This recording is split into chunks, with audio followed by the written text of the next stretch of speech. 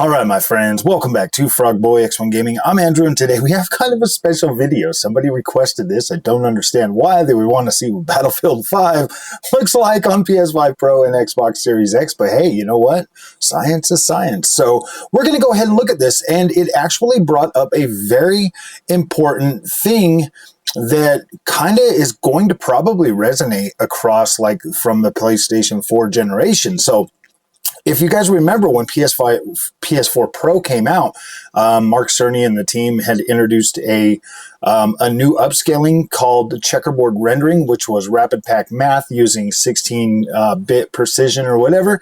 And on PlayStation first-party games, it actually turned out to be okay. But as you'll see, as we start going through this video, you're going to see why checkerboard rendering just wasn't a very decent solution. And now that we're two consoles past, well, we got the PS5 and now the PS5 Pro, we're a couple consoles past what the PlayStation 4 had engineered and brought to the table, you're going to see the effects of this and why, and see why I was kind of like, I despised checkerboard rendering and preferred just native rendering in general, because I used to be able to run like a 1080p signal to my 4K TV, because my TV at the time had a very good upscaler, so it made it look significantly better just running it 1080p.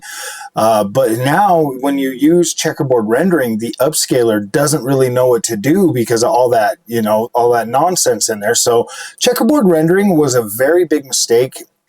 In my opinion, if the underlying resolution wasn't high enough, or the overall pixel structure wasn't good enough or sound enough.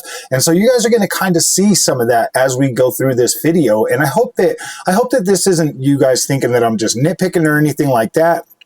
But you'll see in the Xbox version of this that the overall image quality is significantly better. And this game is pretty old now. I think it was, what, 2017, 2018?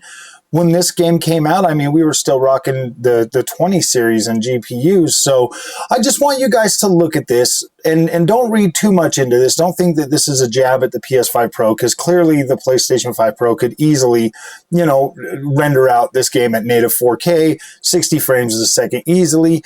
The Xbox Series X could probably render this game out native 4K, 60 frames easily. But because of the technology in that day, we kind of have an interesting situation on our hands. So I'm going to go ahead and play this video and let's check this out. And like the other ones, I'm going to go ahead and talk you through this. One thing, I did not do side-by-side on this because of the fact that, like, this is just an off request video.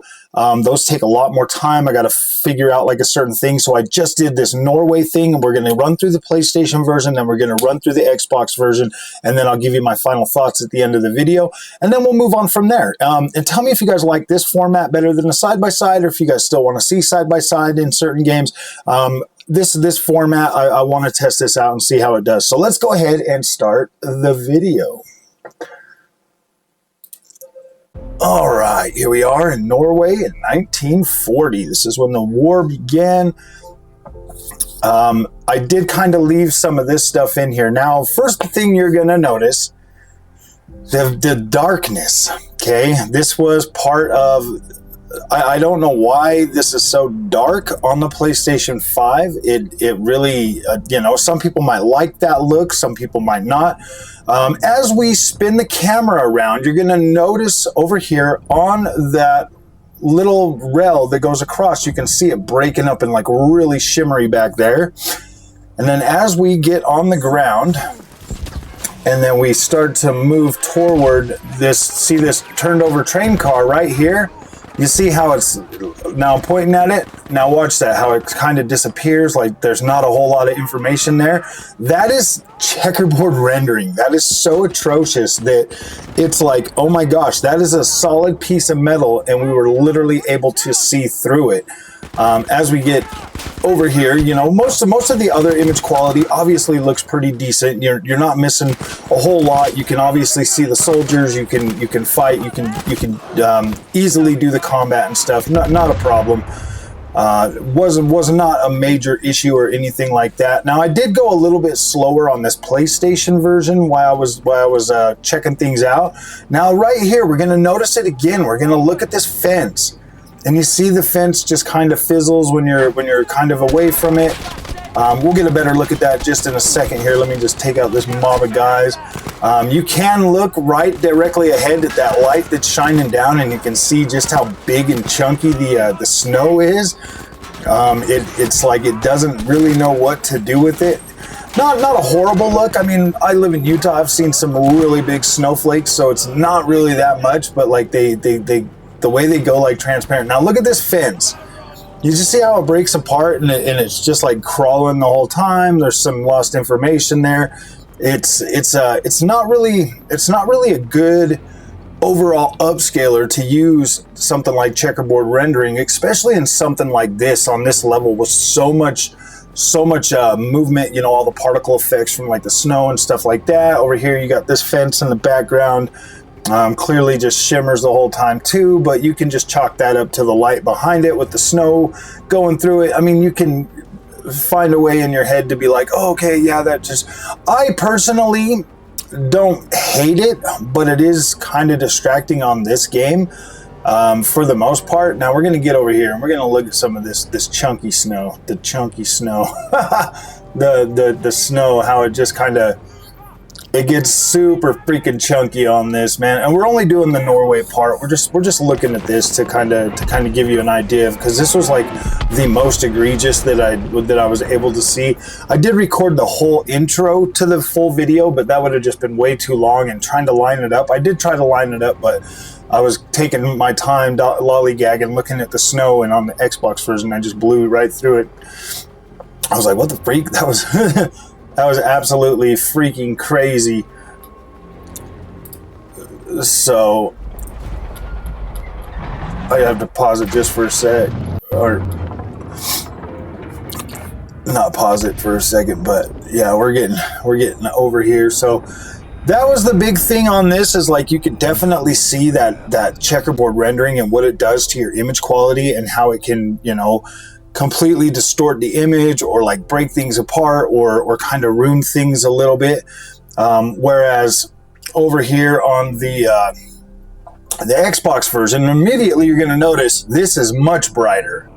This is like, whoa, this is super bright. You get down in here and you start looking at like the overall image quality. I probably should have like turned up the brightness, but I didn't notice. I was recording the PlayStation 5 version first. Had I known, I probably would have done that. But I've got a lot of other work to do today, so trying to sit here and play around with Battlefield all day, because I just don't know if this one here is going to get the views. If it does get a lot of views, I'll go back and do something like really good on it. But first thing you're going to notice, the train cart. You can actually see the freaking metal here on the Xbox version. You can actually see that. Like, there is some evidence of checkerboarding, but look how much brighter this overall image quality is. You can see what you're doing, but I had much better aiming and everything on the PlayStation version, man. I give that to the fact that I was using my Nikon 5 Revolution Pro that has Hall effect joysticks. So as we get over here, we're going to go over here and look at this fence real quick. Let you guys kind of look at that. Like, it does kind of shimmer a little bit, and like, look, there's like missing whole things right there. Like, you can't even see them. I was like, whoa, I didn't expect that. I did not expect that. At least on the PlayStation version, it was there, and it was like really, really, like, not necessarily blurry, but it was crawling. But on the Xbox version, man, it wasn't even there. I was like, oh my gosh, you could like literally see it for a brief second. It was just like completely invisible. But as you look at the fence right in front of us right now, if you look at that fence over there, like, you can see it and stuff, and it doesn't look super like thick and pixel crawly. But like over here, as you walk up to it, and then when you stop, you can kind of see the fence, and it looks a lot cleaner, but it also looks like it's missing a little bit of information too. Like, there's some break apart in the fence on this one, or at least on the PlayStation you could see it, but it was so noisy that it was like, oh my gosh. Now as we get over here and we look at these snowflakes, you notice how they're smaller? They're definitely smaller when they're close to you. They look like, you know, smaller, but now it looks like a blizzard snow over here, like the big old thick chunky stuff like it was looking on the PlayStation 5. And then when you get closer, they come back into focus and they get smaller again. Whereas on the PlayStation, I think they were still staying pretty chunky for the most part. I had to back up and look at it again because I was like, wait a minute, I was like, man, they were chunky just a second ago, but now they're not. Like that was pretty crazy, man. That was pretty crazy. This was an interesting video to look at, and obviously you noticed that the colors and the overall like saturation and stuff like that just kind of looks a little bit better over on the Xbox version in terms of just depending on your color palette and what you like. So guys, that there is Battlefield 5 running on PlayStation 5 Pro and Xbox Series X, and that there just kind of goes to show you there's other games out there that I have that are running checkerboard rendering, and we could go back and look at some of the earlier ones that like absolutely pushed me to buy all my games on Xbox One X back in the day. We can look at some of those because I definitely was buying 2 copies of those games way back when, before I even started this channel. So I do actually have access to digital versions of those because back then you would get to Black Friday and it would sell the games at half price. So I would buy them just to make sure, because I was such a PlayStation fanboy back then, that like buying all my games on Xbox, I was like, oh man, I gotta see them, you know?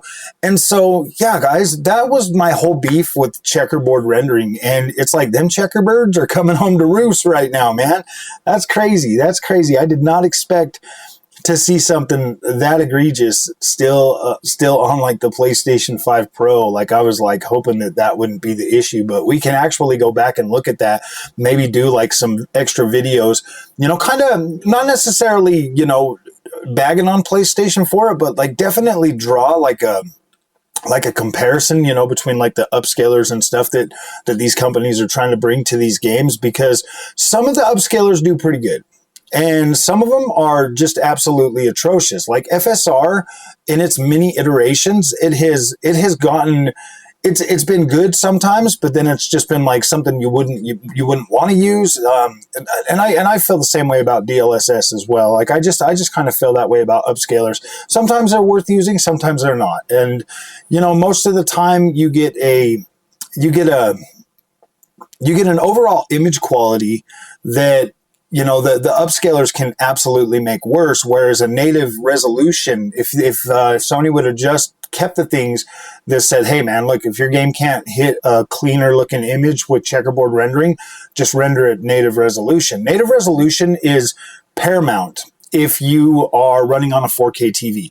If you have, say, if you can't go above 1080p native or whatever and then upscale, because I think that upscaling at 1080p to 4K is actually a lot more doable, and it actually looks better. But anything under 1080p, trying to upscale that just looks absolutely atrocious, because there's just not enough pixel information for these upscalers to do it properly. So they end up blurring vegetation, transparencies, fog, stuff like that. Vegetation usually takes a hit. Those are massive things that matter in the overall scheme of how the image looks. I don't mind a softer edges and softer look to the overall image. You know, like using like 1440p native on a 4K or something like that, because that doesn't like completely ruin your image quality. But using upscaling on very low resolution as a base, that really just doesn't work out too well, and it can end up completely ruining your overall image quality. So yeah, this was an interesting video to watch. It was definitely pretty interesting to see how this actually held up. And yeah, let me know in the comment section if you guys want some more like this. And thank you for watching. We'll see you guys in the next one. Hit that like, hit that subscribe, and we'll see you later.